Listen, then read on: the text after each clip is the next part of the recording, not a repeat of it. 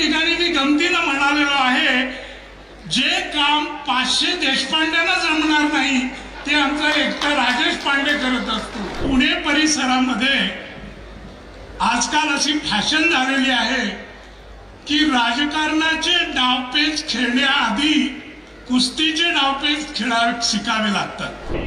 की चंद्रकांत दादांना इथं आणण्याचं काय कारण, म्हणजे असं की ते कसलेले पैलवान, कोल्हापूरच्या तालमीत त्यांनी राजकारणी म्हणून स्वतःचं श्रेष्ठत्व सिद्ध केलेलं होतं.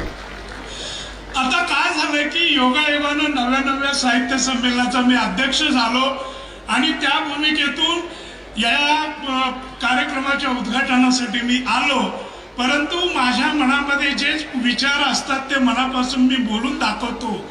आणि गेल्या वर्षी मी स्वतःहून माझ्या सोशल मीडियावर लिहिलेलं होतं, या दोघांचे फोटो टाकलेले होते, राजेश पांडे आणि मिलिंद मराठेंचे.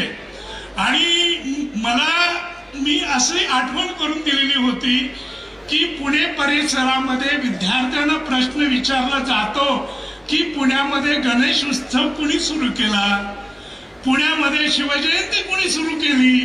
त्याच धर्तीवर 50 वर्षानं ज्या वेळेला पुण्यामध्ये बुक फेस्टिवल कुणी सुरू केला असा प्रश्न विचारला जाईल, तेव्हा तुम्ही आम्ही काही जण असू नसू पण त्यावेळीची पिढी राजेश पांडे आणि मिलिंद मराठे या दोघांची आठवण काढल्याशिवाय राहणार नाही.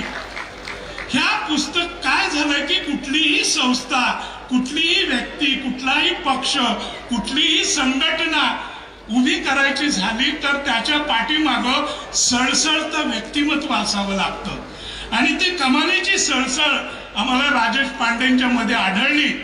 एक दोन ठिकाणी मी गमतीनं म्हणालेलो आहे, जे काम 500 देशपांड्यांना जमणार नाही ते आमचा एकटा राजेश पांडे करत असतो.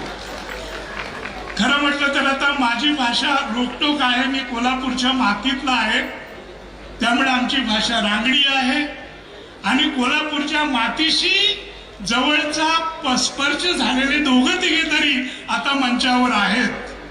मला असं वाटतं की पुणे परिसरामध्ये आजकाल अशी फॅशन झालेली आहे की राजकारणाचे डावपेच खेळण्याआधी कुस्तीचे डावपेच शिकावे लागतात.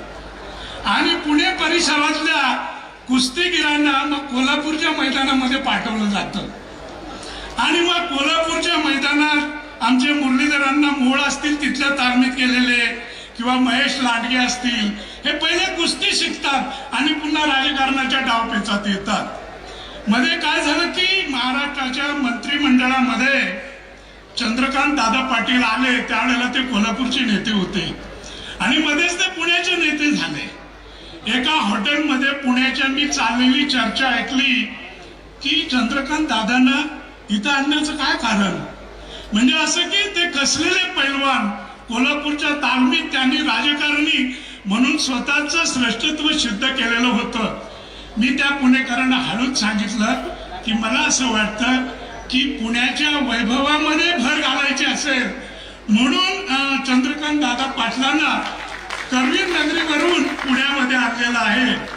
आणि मध्ये मी गमतीनं एके ठिकाणी बोललो होतो डॉक्टर देसाईंच्या दिवाळी अंकाच्या प्रकाशनामध्ये की पंचगंगे काठी वाढलेलं रोपटं एकदा मुळामुठ्याच्या काठी आणून लावलं की त्याचा वटवृक्ष होतो.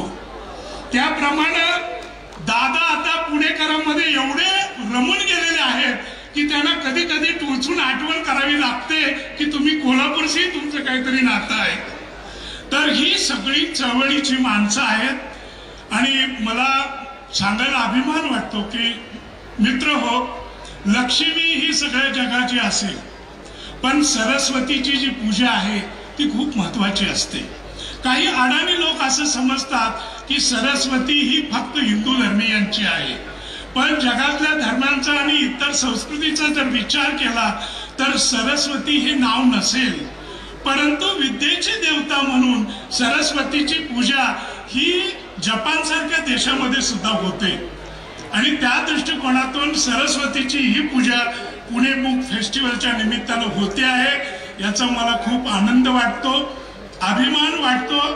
पण सध्याच्या जगामध्ये एक महत्वाचा धोका निर्माण झालेला आहे की मध्ये एक सर्वे असा झाला की त्या सर्वेनुसार सहान असो किंवा थोर असो, मूल असो किंवा वृद्ध असो, प्रत्येक भारतीय माणसाचा 24 तासातला कमी कमी 7 तासाचा वेळ मोबाईल खेळण्यामध्ये जातो.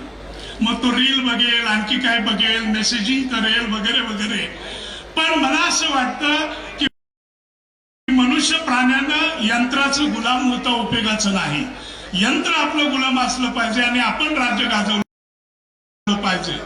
आता मला काल परवा कुणीतरी सांगितलं की कवठे महांकाळ आणि जत तालुक्यामध्ये छोट्या ग्रामपंचायती आहेत आणि त्या ग्रामपंचायतीने आता नियम केलेला आहे की संध्याकाळी 7 नंतर रात्री 11 पर्यंत लहान मुलांच्या हातचे मोबाईल काढून घ्यायचे आणि त्यांनी सक्तीनं अभ्यास करायचा किंवा ग्रंथाचं वाचन करायचं.